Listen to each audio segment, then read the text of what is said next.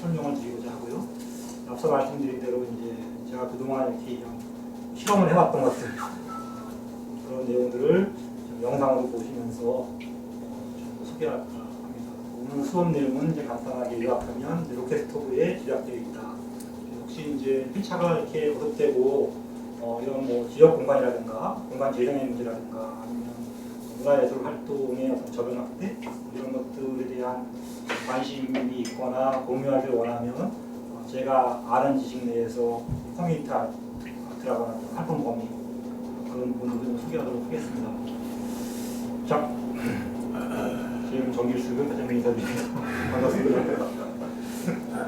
네, 로켓 스토브 뭐 지금은 이제 많이 알려졌다고 생각되지만 기본 원리에 대해서 뭐 이렇게 처음 듣는 분도 있을 것 같아요.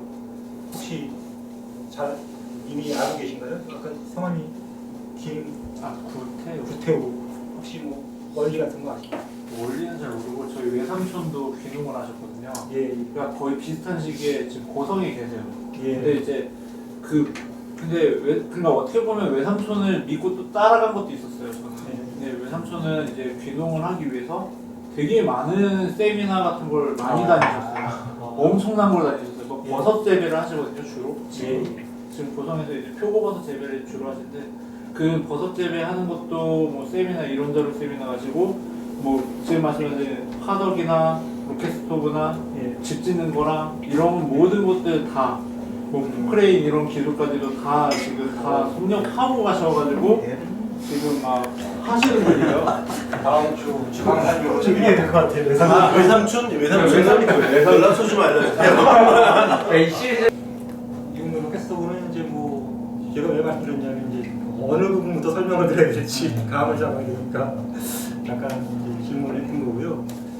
간단하게 말씀드리면 이제 대한에너지에 대한 관심, 서방 과학자들 기관들이 그런 데 대한 관심을 가지고 처음 만들어진 걸로 알고 있어요.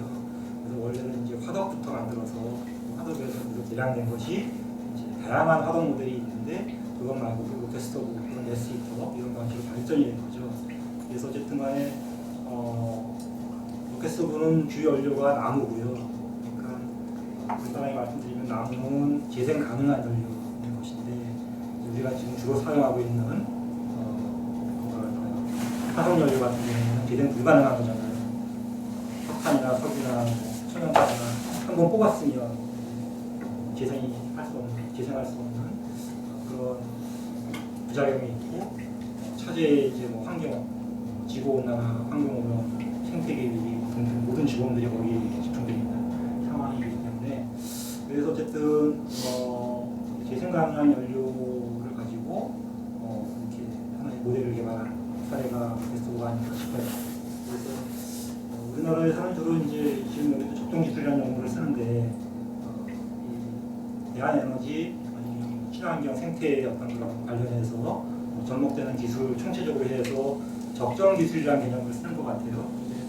적정 기술이라는 개념은 사실 이제 중간 기술이라고 하는 개념 안에서 이제 발전된 것이거든요.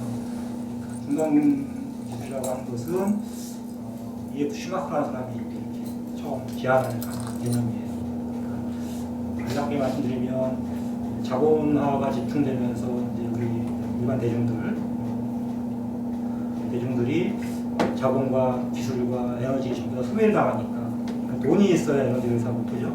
기술력이 집약된 고도기술이 집약된 이런 기자재를 살려면 또 돈이 필요하고 그죠? 또 연료를 살려면 또 돈이 필요하고 계속 이게 악순환이 되는 이런 구조 안에서 문제가 발생하고 특히 제가 작은 것이 아름답던가요? 그 책을 예전에 봤을 때 내용은 이게 이제 영국의 경제자문단으로 이분이 활동하시면서 이제 아프리카 지역에 경제 지원을 원조를 하는데 이 선진국에서 주는 기계들이 아주 그냥 고급 기계들인 거예요. 공급자 기술력이 집약되는. 근데 뭐 정말 그걸 기술도 없고 쓸 수도 없는 사람들한테 그걸 줘봐야 활용할 수가 없잖아요. 그래서 그런 현실을 이 사람이 직감하고 중간 그러니까 누구나 사용할 수 있는 그 원리만 알면 값싼 재료, 활용 가능한 기술을 가지고 기술을 한번 만들어서 사용해보자 이런 식의 모델 또는 개념이 이제 적정 기술, 중간 기술의 개념인 거죠.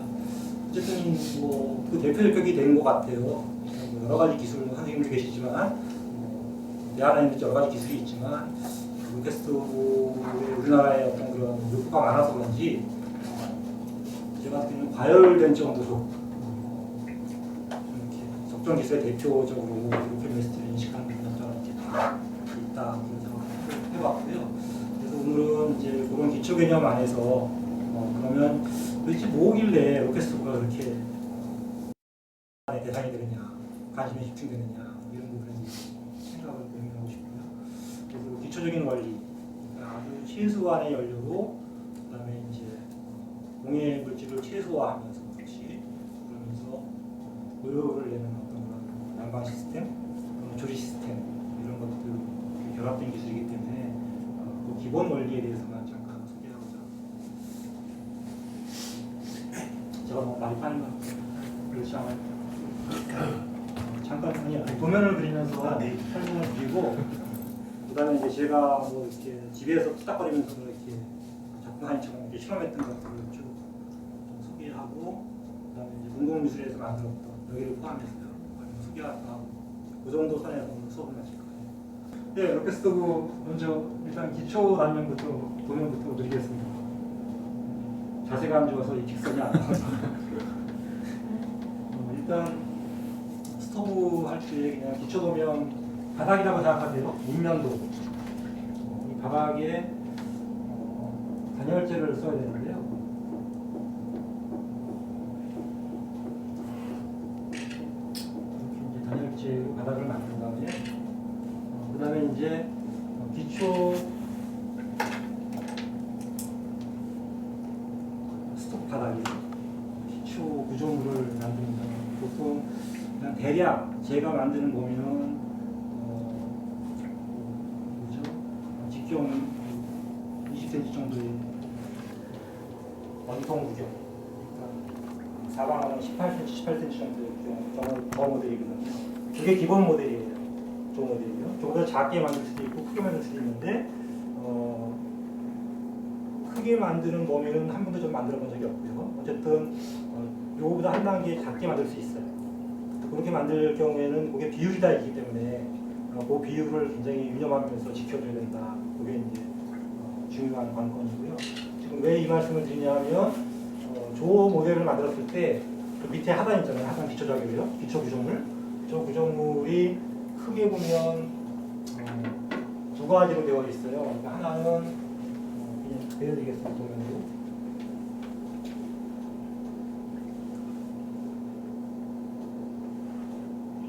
이렇게 되어 있는 거죠.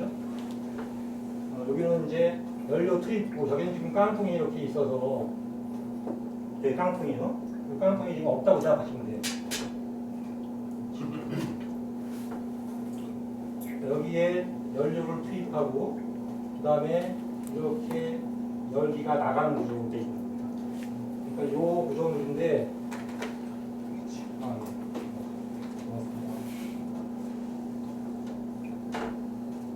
보통은 여기에다가 턱을 줘요. 이거를 여러 가지로 뭐 조적을 만들 수 있고 몰타를 만들 수 있는데요. 우선 조적을 만들 때는 조적 한 단 정도의 턱을 주거든요. 이 나무를 여기다가 집어넣는 거고요. 이 턱을 왜 주냐 하면 여기 재가 쌓이니까 숯하고 재가 쌓이겠죠. 나무 떼니까.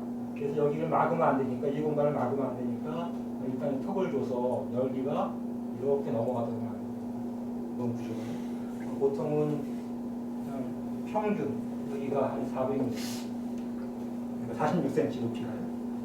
이쪽 구조물이. 이쪽이 저 모델은 제가 자료를 시작 설계도면 보니까 1050으로 되어 있거든요. 그러니까 1m 정도 되는 거 1m. 그리고 이 옆면은 아직 안 나와 있지만 이 폭이 한 600 정도 구조물로 있어요. 입체로 보면요. 자, 이런 구조물입니다. 근데 일단 인면도만 보면요. 여기는 연소, 그러니까 연료 투입구이자 연소로이고요. 여기는 이제 보안 터널이라고 하는데 열기 통로가 되고요. 이 부분이요.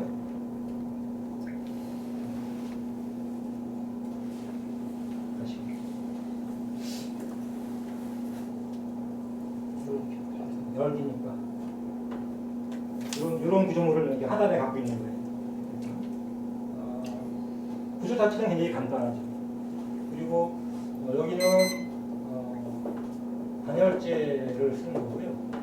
이거는 열을 굉장히 고열에 이제 견뎌야 되니까 이쪽 구조물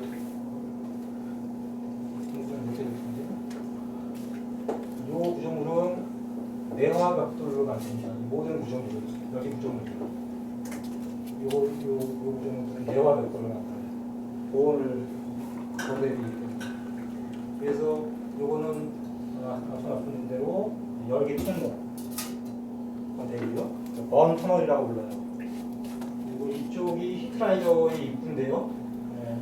나중에 이제 똑같은 구조물로 여기에 구조물을 쌌습니다. 내화 벽돌을 쌀 수도 있고요. 저희 같은 경우에는 철 구조물로 원통형으로 만들었어요. 이거요. 그래서 이런 구조를 만들어서 이건 이제 어떻게 되겠죠? 그래서 열기가 이렇게 올라가요. 기본 도면은 이렇게 되어 있어요. 근데 여기서 끝나는 게 아니라 좀 연장해서 보면 이쪽 부분에 벽돌을 또 쌌고요. 여기도 전부 다 벽돌을 쌌습니다. 예를 들어서 벽돌을 시공한다고 하면 벽돌을 시공하면 이렇게 되겠죠. 그리고 이 나머지 공간, 이 공간은요. 자세가 좀 안 좋네요. 도면을 보시기에. 여기를 단열재로 채웁니다. 이쪽 공간을 전부 다. 이해하셨어요? 어떤 상황인지? 속을 채운다는 얘기잖아요. 예, 단열재로 채워요. 이 부분. 그러니까 이중으로 벽돌을 싸서 뺑 돌라서 단열재를 채우는 거예요. 이게 핵심 기술이에요. 단열재를 채우는 게. 여기도 보통은 내화 벽돌로 쌓고 외부를 그 성면으로 된 섬유질로 된 단열재를 감싸는데 그렇게 안 하고 그냥 통으로 만들었을 때는요. 그냥 여기다가 원통형 저 구조물도 안에 원통형이 있거든요. 원통형을 만들고 단열재를 집어넣을 수 있어요. 지금 이 로켓 스토브의 핵심 기술은 뭐냐면 열이요. 나무를 떼면 여기다가 이제 나무를 이제 세워서 떼잖아요. 이렇게 나무를 꽂아서 떼거든요. 그럼 여기서 이제 불이 밑에서부터 불이 붙어서 보통은 이렇게 밑에서부터 불이 붙어서 이제 거꾸로 타는데요. 근데 보통은 대류니까 그러니까 열이 차가운 데서 뜨거운 데로 올라가니까 대부분 다 위로 올라갑니다. 그죠? 근데 로켓 스토브의 특성은 이 열을 위로 올라가는 열을 제어해서 못 올라가게 하는 거예요. 그래서 이 열기 통로로 나가게 하는 겁니다. 핵심 기술이. 근데 그 비밀이 다른 기기 장치 하나도 없이 그게 가능한 게 단열 때문에 그렇다는 거죠. 아주 간단해요. 사실 이해하면. 이해하셨나요? 왜냐면 여기서 열이 확 증폭되는데 이 열이 밖으로 못 나가게 하는 거예요. 단열재 때문에. 그러니까 열이 안으로 모이겠죠? 이 안으로 모여가지고 이 안에서 열팽창이 일어나요. 실제 모델을 보면 나무 타는 저 안쪽 부분에 밑에서 열팽창이 일어나는 거죠. 그리고 열이 이렇게 한 번 이렇게 올라가게 되면 이쪽 공간이 엄청 뜨거워지겠죠. 보통 제가 참고한 이안터 에반스라는 사람이 쓴 책에 보면 이 안의 온도가 650도에서 980도까지 되어 있어요. 980도 상상을 초월하는 온도입니다. 그 범위가. 예, 그런 셈이죠. 그래서 이쪽 위쪽에 올라가게 되면 그름 있잖아요. 그름까지도 태우게 되어 있어요. 2차로. 실제로 나가는 공기는 외부 연통에 나가는 공기 보잖아요. 불뚝 밖에 나가는 연기요. 그 연기는 아예 안 보이거나 아니면 하얗게 보여요. 수증기가 나가기 때문에. 그러니까 고열로 거의 완전 연소에 가까운 시스템이다. 이렇게 보시면 되고요. 그 비밀은 다시 말씀드리면 단열에 있다. 그래서 요거를 감싸서 단열을 해주는 게 굉장히 중요한 거예요. 그러니까 뺑 돌라서 단열을 해줍니다. 그리고 나서 이제 저 모델로 말씀드리면 이 외부에 이렇게 철판을 덮은 거죠. 그죠? 여기서 열이 올라가서 위로 못 나가게 하는 거예요. 못 나가게 돌리는 거죠. 이렇게. 여기서 나갈 데가 없으니까 회오리로 돌아서 이렇게 이쪽으로 나가게 만드는 겁니다. 이쪽으로 나가게 만드는데 이쪽으로 만들 때 여기다가 이제 구두를 연결하는 거예요. 지금 앉아 계신 구두요. 뒷면도를 보게 되면 열기 통로 나가는 그 입구를 딱 만들어 놓고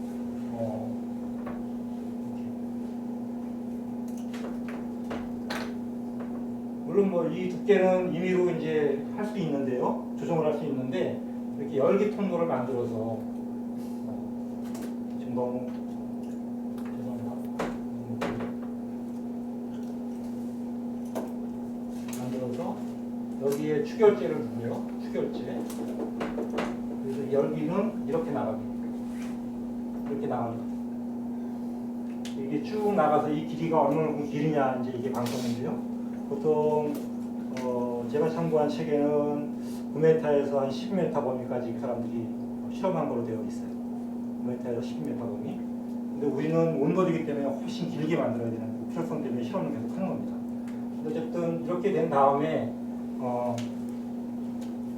어쨌든 여기서 맨 마지막 그 열기 통로에서 배출구를 만들고요. 외부 굴뚝을 만들죠. 그래서 이렇게 연기가 나가게. 그러니까 이제 이해하셨죠? 대부분 그림을 잘 못 그려서 그런데 열기가 나무를 떼면 위로 안 올라가고 이렇게 빠져나가게 해서 위에 못 빠져나가니까 돌아서 나와서 구두를 덮이고 그리고 외부로 나간다. 이런 시스템이거든요. 간단하죠. 근데 이제 기술적으로는 세부적 어떤 지침 사항들이 좀 있어요. 사항이 있는데 간단하게 말씀드리면 예를 들면 이런 부분이요. 또는 이런 부분도 이제 세부 지침인데요. 이미 설명드렸고요. 이걸 좀 밑으로 파서 만든다. 여기도 밑을 파서 만들어요. 사실은요. 이렇게 밑을 파서 만들죠. 왜 그러냐면 미세 분진이 위에 돌아서 여기 떨어지거든요. 그러니까 그래서 열기 통로를 막을 수가 있으니까 배출구를 막을 수가 있으니까 여기에 쌓이도록 하고요. 그리고 여기다가 구멍을 만들어서 이걸 청소하게 만들어요. 요거가 있고요. 여기에도 이렇게 구덩이를 둬서 외부 연통 밑에서도 청소할 수 있게 만들죠. 이런 거. 그다음에 이제 기술적인 문제에서는 뭐라 해야 되나요? 비례가 있는데 예를 들면 이 부분이요, 이 번터널의 이 부분 있잖아요. 이 길이가 적정 비율은 이 히트라이저 높이의 2분의 1로 되어 있습니다. 이 길이가. 근데 저희 같은 경우에는 되게 좁게 만든 거거든요. 적정한 거는 2분의 1이지만 좁게 만들수록 높아지게 되어 있어요. 근데 이게 길어지게 되면 상대적으로 이게 더 높아져야 되고요. 무슨 말인지 알겠죠? 높아지지 않으면 역류해요. 그래서 이 지침을 지켜야 되는 거예요. 그 비례 지침을. 지금 당장 뭐 이해하지 않으셔도 되는데 그런 그 구체적인 비례에 대한 지침이 있다는 아시면 되고요. 그래서 우리 같은 경우에는 대부분 주택 구조가 규모가 작기 때문에 이걸 줄여서 만들어요. 저도 줄여서 만들었습니다. 딱 좁혀서 그런 게 있고요. 또는 유기 비율, 지금 난로죠. 철판으로 덮었는데 철판을 덮었을 때 이쪽 양 옆에 공간이 있겠죠. 히트라이저하고 철판의 사이 공간. 그 사이 공간으로 열이 빠져나가는 거잖아요. 그죠? 이 사이 공간이 20cm 구경이었을 때요. 3.8cm로 되어 있어요. 얘들은 전부 다 인치 개념이기 때문에 센티미터로 환산하게 되었습니다. 이거는 3.8cm 정도, 4cm 정도로 맞춰주셔야 돼요. 그리고 여기는 이 높이요, 5cm에서 7cm 범위를 맞춰야 돼요. 그건 왜 그러냐면 요게 번 터널이라고 말씀드렸잖아요. 여기가 요 번 터널의 표면적이고 최적보다 이쪽이 넓어야 돼요. 이쪽이 넓어야 역류하지 않는다게 돼 있어요. 그래서 요거를 지켜주셔야 됩니다. 이해되시죠? 이 정도의 원리만 이해하시면 누구든지 만들 수 있어요. 이런 구조물들은 아까 말씀드린 대로 벽돌로 조작할 수도 있고 아니면 몰탈 같은 거 있잖아요. 몰탈 같은 거로 성형해서 만들 수도 있고 여러 가지 만드는 방법이 있을 수 있죠.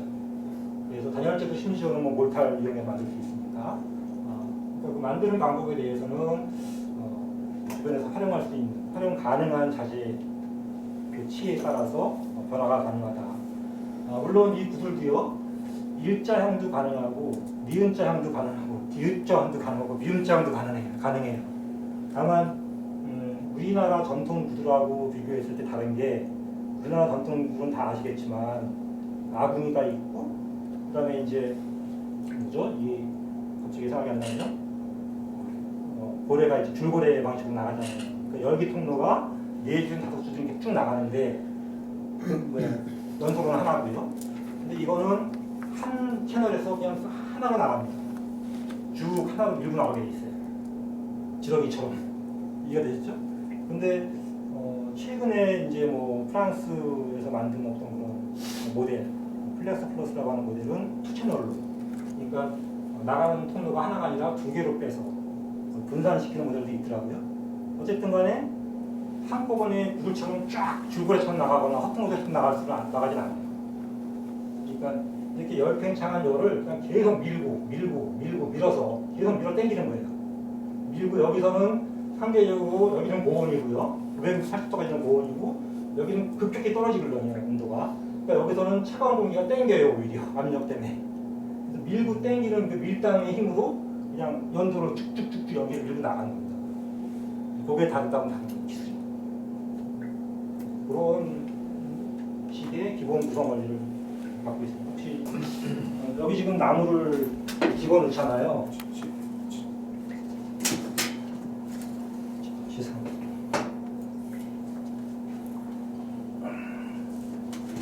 지금 나무를 집어넣고 있어요.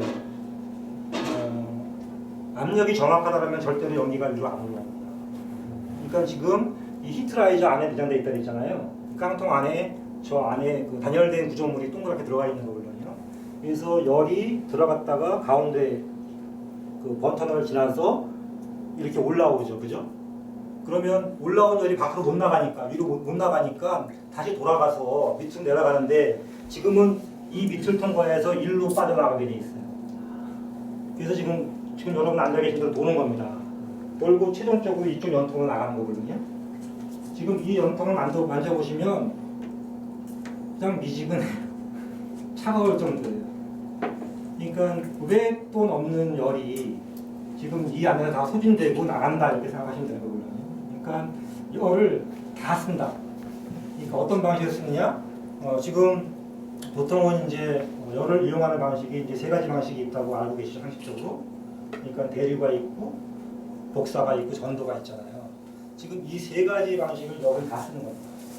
지금 보면 대표적인 게 이제 기존 난로에서 본 게 복사열이에요. 태양열 같은 거. 그러니까 난로 떼면 여기가 주변이 따뜻하잖아요. 그래서 그게 복사열이거든요. 근데 이 로켓스토브는 상대적으로 복사열이 약해요. 그러면 이 가운데 이쪽에 열이 고열일 때 손을 묻어도 뜨겁거든요, 열이. 가운데가요. 그래서 계류열이 강해요. 이 공기가 올라갔다가 전체 공간을 돌면서 차가운 공기 내려오고 다시 이렇게 순환시키면서 대표되는 구조입니다. 그러니까 전체 이 실내 공기가 쾌적해요. 그렇기 때문에. 그리고 상대적으로 좀 안전하고 이쪽이 가열이 안 되니까.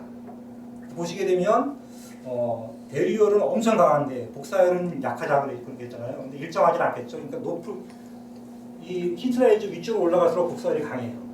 그러니까 위쪽부터 따뜻하고 이쪽은 차가운 거죠. 이런 식으로. 이렇게 열 구조가 되어 있습니다. 그리고 이 대류열이 돌아서 지금 공간 난방을 하는 거고요. 공기를 데피는 거고, 그다음에 이제 전도는 바닥 따뜻해서, 그죠? 이 구두를 추결해가지고 따뜻한 어떤 그런 공기를 감촉하면서 촉감으로 이제 느끼게 하는 거죠. 그래서 여기 보시면 보통 9m에서 11m 정도 모델 만든다 했잖아요. 외국인들이요. 그 사람들이 왜 이렇게 만드냐면 그 사람들은 벤치형을 만들기 때문에 그래요. 운동 문화가 없잖아요. 소파형으로. 그러니까 이제 소파형 벤치를 만드니까 뭐 기역자로 돌리든 어쨌든 한 12m 정도밖에 범위를 그 이상 만들 필요가 없는 거죠. 그 범위를 만들었을 때 요 직경 20cm 정도의 구경에서 만들었을 때 외부 나가는 온도 열이요 36도 이내로 되어 있어요. 저희는 훨씬 36도 안 돼요. 차갑불경이요. 그러니까 그만큼 연도가 길다는 얘기입니다. 완전히 차갑게 나간다 이런 식인 거고요. 어쨌든 뭐 질문에 따른 답변이 됐나요? 핵심은 예. 저게 연도에 그게 그러면은 연도에 올라갔던 이 열이 예. 바로 위쪽에서부터 아래로 이렇게 강화한다는 얘기죠? 예. 근데 그냥 여기서처럼 이렇게 내려가지 않고 사방. 예, 사방으로 예, 아, 요 소리 이렇게 회오리 바람처럼 돌면서 내려가죠. 이렇게. 원통이 동심원이 있어요. 이 안에. 그러니까 원형이 있기 때문에 원에서 확 올라갔다가요 회오리 바람으로 내려가요. 그리고 이제 다른 데서 막혀 있기 때문에 일로만 나가게 돼 있어요. 여기 예, 인면도기 때문에 잘 이해가 안 되시는 그런 건데. 그럼 바닥을 대피는 걸 위주로 하려면 그 겉에다가 위에나 겉에다가 단열재를 대면은 어떤 그런 이 바닥 위를 뜨거운 열이 더 많이 오나요? 하지만 그 공간 난방은 안 되겠죠. 대류를 이용할 수 없겠죠. 그래서 이제 대류열이 부담스러운 분들은 벽난로처럼 저 철판을 안 쓰고 조적을 하는 분들도 있어요. 그럼 그 벽돌이 은은하게 달궈져서 은은한 열을 방사하겠죠. 그러니까 더 쾌적한 어떤 그런 걸 원하시면 그렇게 할 수도 있고요. 다만 이제 화끈하진 않지. 뜨거운 건 없죠. 그렇게 만드는 분들도 있다. 그건 이제 그 선택의 문제. 근데 그 방식 지금 질문하시는 게 굉장히 중요한 질문처럼 생각드는데요. 아까 단열 말씀드렸지만 추결도 중요해요. 그다음에 방사열도, 전도열도 중요하고요. 복사열도 중요하고 추결은 당연히 추결을 시켜서 지금 이게 전도열을 우리가 이용하는 거잖아요. 그죠? 근데 공간 난방도 이렇게 난로 형식 그 대류열을 돌려서 여기는 한랭이에요. 네, 그건 아직 이제 시험 중이어서 그렇습니다. 네. 어쨌든 단열하는 부분과 추결하는 부분을 잘 이해하셔야 돼요. 그러니까 이쪽 부분에서는 지금 앉아 계신 부분이에요. 이 구두를 만드는 부분에서는 단열을 쓰면 안 돼요. 바닥에 또는 외곽면 있잖아요. 열을 뺏기지 않기 위해서 외곽까지 단열을 하거든요. 그거 외에는 전부 다 추결제를 써야 됩니다. 단열재는 기본적으로 굉장히 가벼운 성질의 구조를 갖고 있고요. 추결재는 무겁죠. 그러니까 돌이나 쇠가 무거우니까 추결재고요. 가벼운 건 뭐가 있을까요? 네? 가벼운 소재는 뭐가 있을까요? 숲. 예. 좋은 말 하시는 분들. 천재야.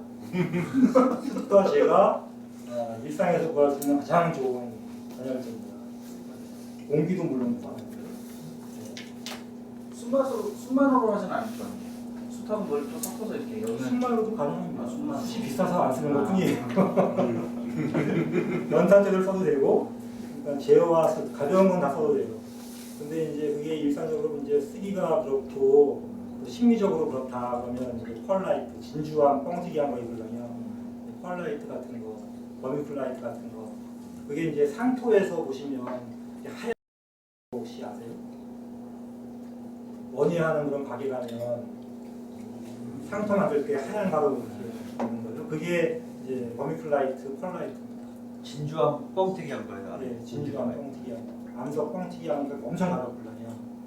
그런 거를 구입해서 쓰셔도 되고요. 그게 200리터 한 푸대에 15,000원인가 2만원인가 굉장히 싸요.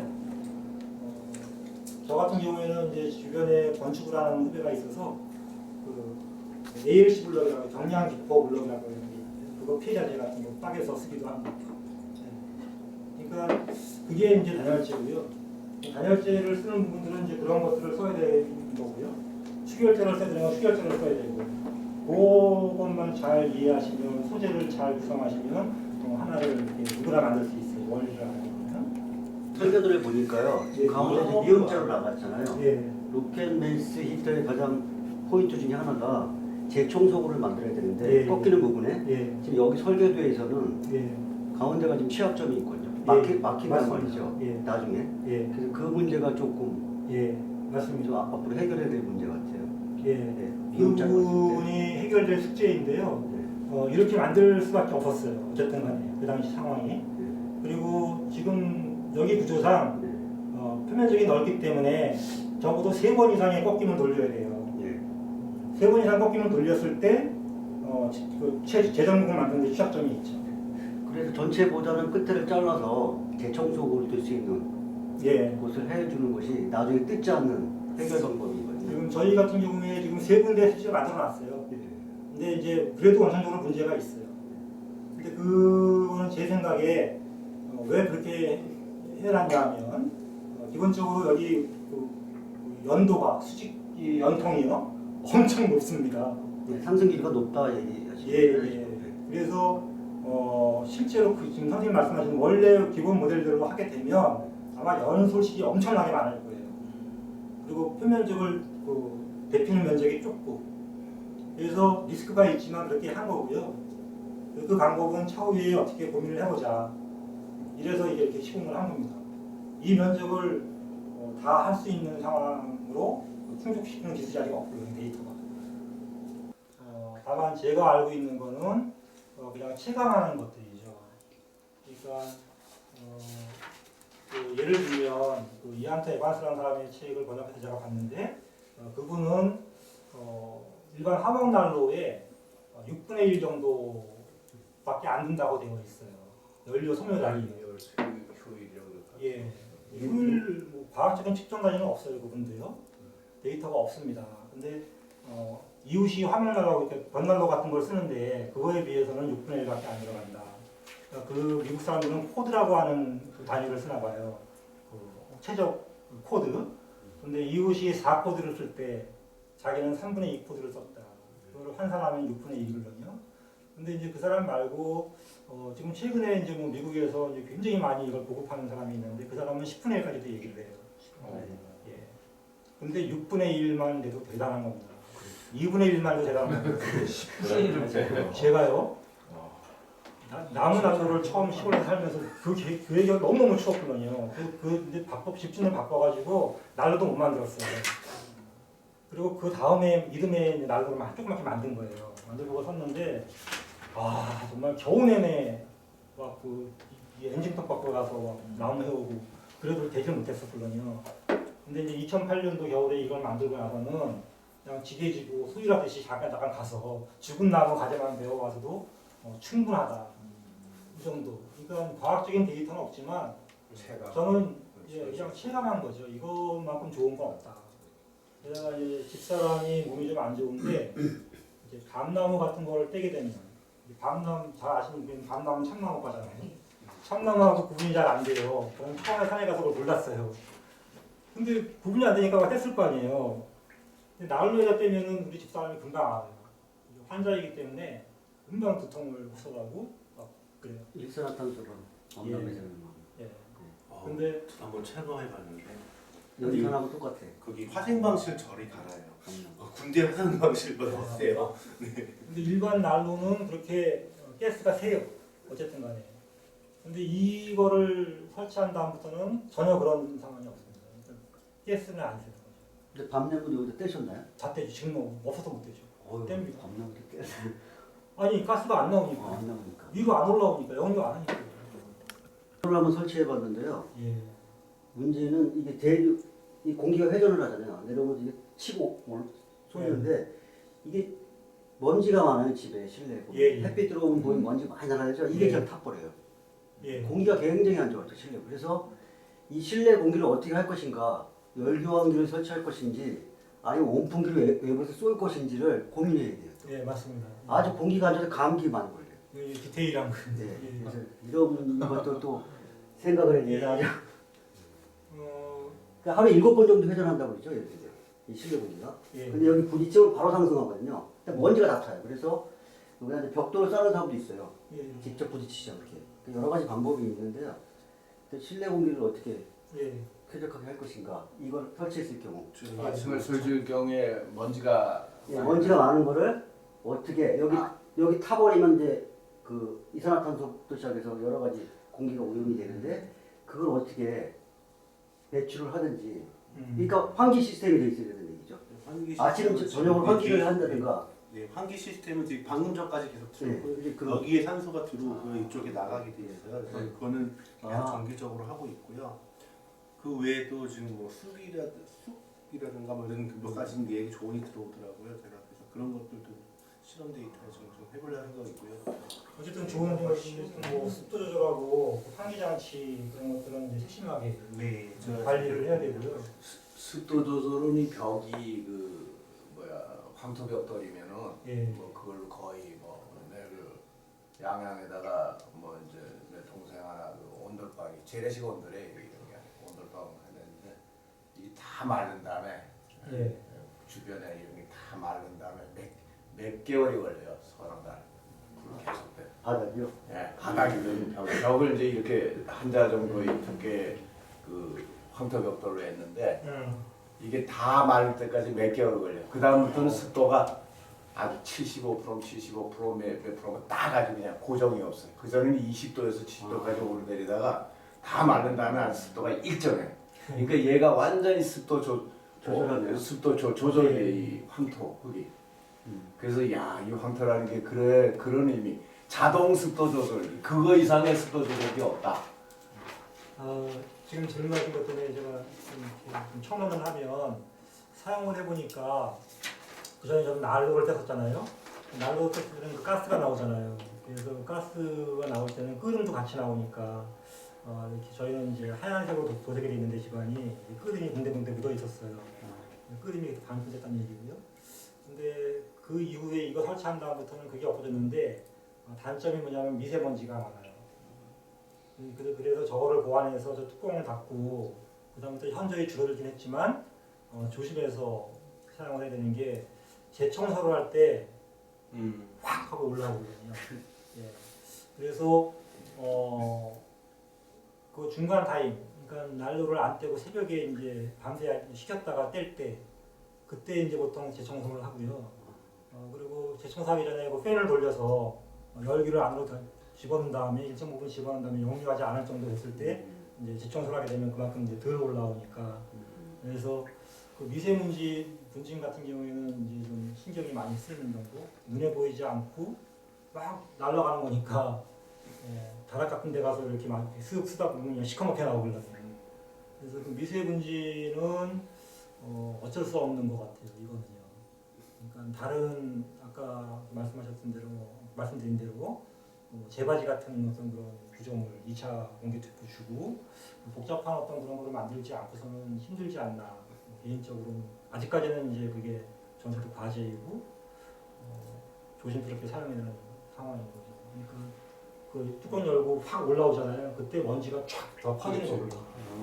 그때 예. 한꺼번에 왕창. 제가 몇 번 톰과제리에 나오는 톰 있잖아요. 막 제가 그거 몇 번 해고 그것 때문에 머리도 한 번 해고. 그래서 그 잔열이 남아 있으니까 아침에 네. 저 팬을 틀어서 네.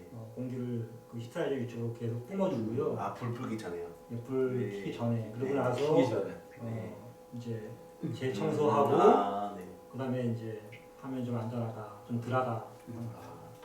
그래서 이제 다음 주에는 1층으로 올라가서 그거를 좀 만드는 다음 주하고 3주차까지 그렇게 계획하고 있습니다. 그러니까 오늘은 간단하게 그림으로 설명을 드려서 죄송한데 이렇게 설명을 드리고 그다음에 이제 제가 이제 막 깡통 모델 그런 거 막 실험했던 것들 그러니까 2008년도부터 쭉 실험했던 거를 좀 이렇게 보여드리려고 해서 저는